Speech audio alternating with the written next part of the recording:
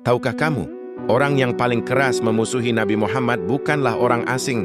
Dia justru berasal dari kaumnya sendiri. Namanya Amr bin Hisham, yang kemudian dikenal dengan julukan paling terkenal dalam sejarah, Abu Jahal, artinya bapak kebodohan. Lalu apa sebenarnya alasan kebencian Abu Jahal kepada Rasulullah dan Islam? Mari kita dengarkan kisahnya. Sebelum Islam datang, Abu Jahal adalah salah satu pemimpin besar Quraisy. Ia kaya diterpandang dan sangat disegani. Setiap keputusan penting di Mekah hampir selalu melibatkan dirinya. Ketika Nabi Muhammad mulai menyampaikan dakwah tauhid, mengajak manusia menyembah hanya kepada Allah, Abu Jahal merasa kedudukannya terancam, bukan karena ia tidak percaya bahwa Nabi Muhammad orang baik, bukan pula karena ia tidak tahu bahwa Al-Quran itu benar, tetapi karena kesombongan. Abu Jahal berkata kepada kaumnya, "Selama ini Bani Hashim dan Bani Makhzum selalu bersaing. Mereka memberi makan jamaah haji, kami juga. Mereka memimpin, kami juga memimpin. Lalu sekarang mereka berkata, ada nabi dari golongan mereka, bagaimana mungkin kami harus tunduk kepadanya?" Dari ucapan itu terlihat jelas, yang ia takutkan bukan ajaran Islam, tetapi hilangnya kehormatan dan kekuasaan. Selain kesombongan, ada alasan lain yang membuat Abu Jahal sangat membenci Islam.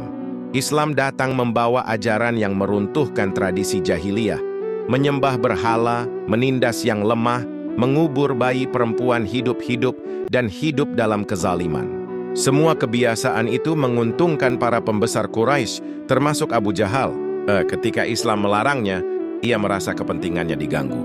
Maka mulailah ia memusuhi Rasulullah dengan sangat kejam. Ia menghina Nabi, menghasut orang-orang Quraisy, menyiksa para sahabat yang lemah seperti Bilal bin Rabah, bahkan pernah melempar kotoran ke tubuh Rasulullah saat sedang salat. Padahal dalam hatinya Abu Jahal sebenarnya tahu bahwa Muhammad adalah orang yang jujur. Bahkan suatu hari Abu Jahal pernah berkata diam-diam, "Demi Allah, aku tahu bahwa Muhammad itu benar. Tetapi bagaimana mungkin kami mengikuti Bani Hashim?" Inilah bukti bahwa kebenciannya bukan karena kebenaran, tetapi karena ego, iri hati, dan kesombongan.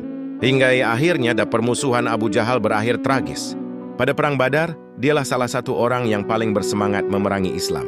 Namun di medan itulah Allah memperlihatkan kekuasaannya. Abu Jahal tewas di tangan pasukan kaum muslimin, dan berakhirlah hidup orang yang paling memusuhi Rasulullah. Sejak saat itu ia dikenang bukan sebagai pemimpin besar Quraisy, tetapi sebagai simbol kesombongan yang menolak kebenaran. Pelajaran dari kisah ini, banyak orang menolak kebenaran bukan karena tidak tahu, tetapi karena gengsi, kepentingan, dan kesombongan hati. Semoga kita dijauhkan dari sifat seperti Abu Jahal